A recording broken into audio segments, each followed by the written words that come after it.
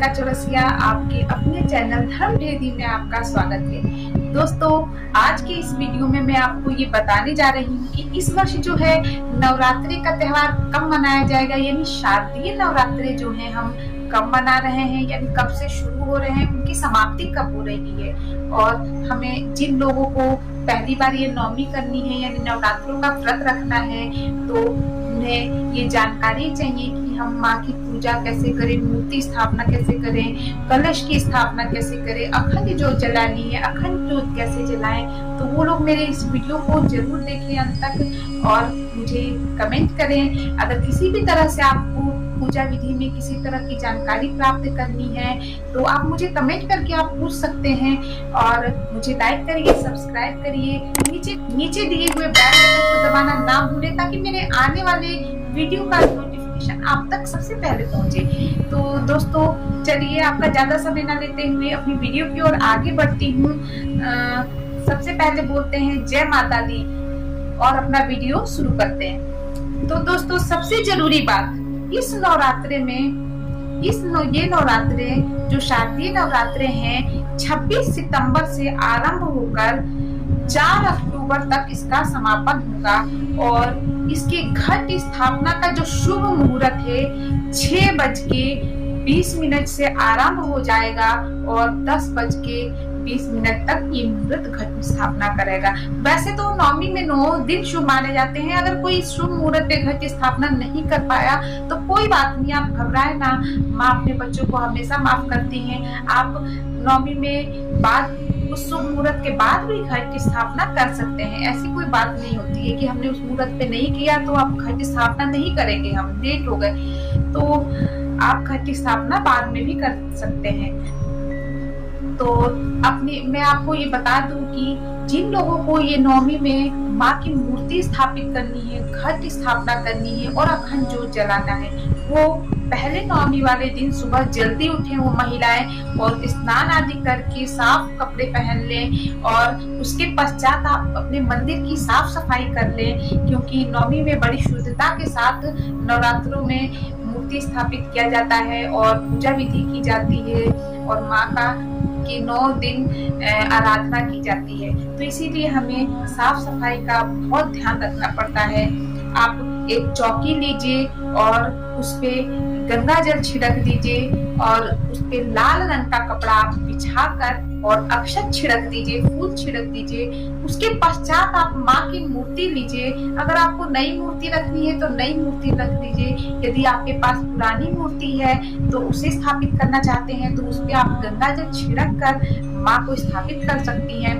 और उसके पश्चात माँ को लाल रंग की चुनरी चढ़ाएं, उन्हें सिंदूर लगाएं।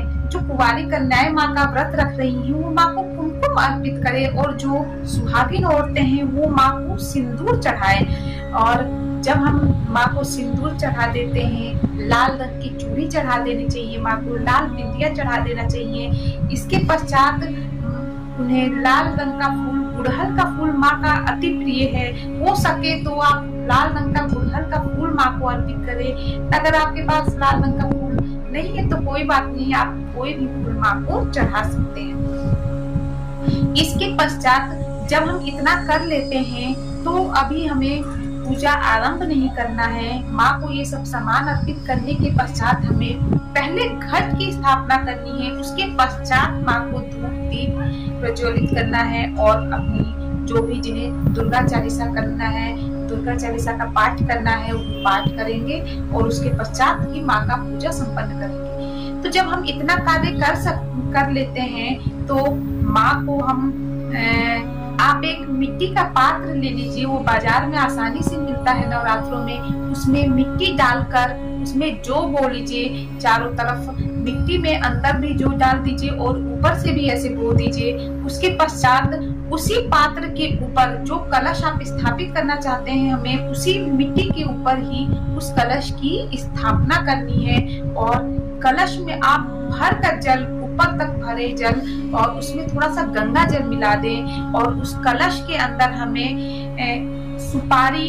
एक साबुत सुपारी, सिक्के यानी पैसे, आप जितना आप डालना चाहते हैं खुले पैसे आप उसमें कलश के अंदर डाल दीजिए।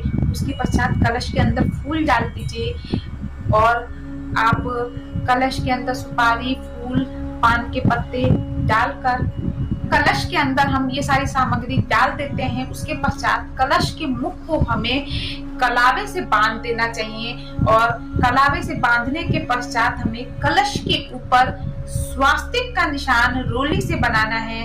याद रहे, कई महिलाएं स्वास्तिक आधा बनाती हैं, हमें संपूर्ण स्वास्तिक माँ का बना के कलश के ऊपर बनाना है और उसके पश्चात उस कलश के मुख पे जहाँ ऊपर तक हमने जल भर दिया है उसके चारों तरफ आप अशोक के पत्ते या आम के पत्ते, दोनों में से जो आपके पास आसानी से मिल जाता है वो आप उसकी चारों तरफ लगा दीजिए और एक पानी वाला नारियल लीजिए। पानी वाले नारियल को ध्यान रखिए, उसके ऊपर एक लाल रंग की चुनरी लपेट दीजिए और उसके ऊपर एक कलावे से, चुनरी के ऊपर हम फिर दोबारा से कलावा लपेटेंगे। नारियल को टीका लगा देंगे उस 5 बार और उसके पश्चात उस नारियल को हम मुख ऊपर की तरफ रख के उस कलश के ऊपर स्थापित कर देंगे। इस प्रकार हम कलश की स्थापना संपूर्ण करेंगे। जब हम कलश के ऊपर नारियल स्थापित करते हैं तो हमें अपने मन से माँ का आह्वान करना है, हे माँ आप हमारे घर में आइए, तो पुकार रही हूँ सच्चे दिल से। अगर मुझसे किसी प्रकार की कोई गलती होती है, भूल चूक होती है तो आप मुझे माफी दीजिए। माँ बच्चों को अपने जरूर माफी देती हैं। इस प्रकार हम घट की स्थापना संपूर्ण कर लेते हैं। अगर जिन महिलाओं को घट के साथ साथ अखंड ज्योति भी जलानी है तो वो उसी समय आप प्रज्वलित करेंगी अखंड ज्योति। अखंड ज्योति के लिए मैं अभी इस वीडियो में विस्तार से आपको नहीं बता सकती हूँ कि अखंड ज्योति के नियम क्या होते हैं, हमें किन नियमों का पालन करना है। उसके लिए मैं आपको दूसरा वीडियो डाल दूंगी क्योंकि ये वीडियो बहुत लंबा हो जाएगा। और मैं अभी आपको ऐसे ही बता देती हूँ कि अखंड ज्योति कैसे हमें स्थापित करनी है।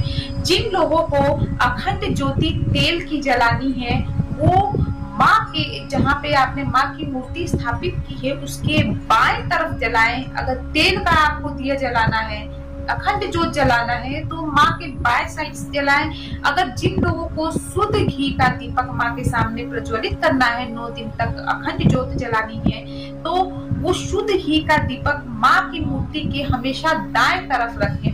इस प्रकार हम अखंड ज्योत माँ के सामने जब रखते हैं तो अखंड ज्योत को कभी भी आप नीचे जमीन पे ना रखें। अगर आप जमीन पे रखती भी हैं तो थोड़ा सा हल्का सा आप मिट्टी उस पे बिछा लें और उसके ऊपर अक्षत डाल दें, रोली छिड़क दें। उसके पश्चात फूल रख के उसके ऊपर आप अखंड ज्योति रखें। अगर आपके पास सुविधा है अखंड ज्योत को किसी चौकी पे रखने की तो भी आप फूल और अक्षत छिड़क कर ही अखंड ज्योत उस पे स्थापित करें। जब हम अखंड ज्योत स्थापित करते हैं तो ये ध्यान रहे कि उसके साथ साथ हमें एक छोटा मिट्टी का दीपक उसी वक्त एक बाती लगा के प्रज्वलित करना है। इसे हमें अखंड ज्योत जला देनी है क्योंकि जब अखंड ज्योत में हमें घी डालना होता है, बाती बदलनी होती है, किसी तरह से बुझ जाता है तो हम अखंड ज्योत को कभी भी माचिस की तिल्ली से नहीं जलाते हैं। बुझ जाने पे उसी जो दिए को हम साथ में रखते हैं, उसी दिए से हम उस